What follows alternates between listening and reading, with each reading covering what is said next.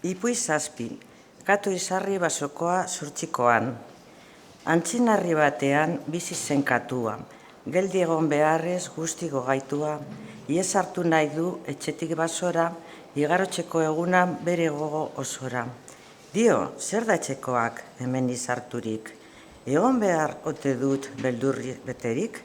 Sukaldera banoa, etxen eskameak nire nagatzen ditu bere azerreak.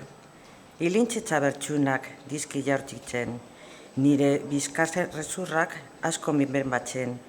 Hau da ematen dida eguneko ogia, ala hartu desadan ganbara bidea. Jarraipena. Narabilte etxean sarri hilariaz, lapurreta guztiak niri egotziaz. Asmo txatar honekin, beti naute zaintzen, orain mahaian okelak dizkidate gordetzen.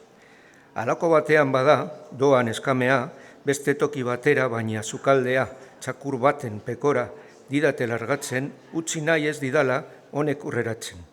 Katuek behar dute bizi ganbaretan, bilatuak janaria etxe zaguetan. Zuak argaltzen ditu eta guztiz makaldu, ala gure bizitzo guztia da galdu.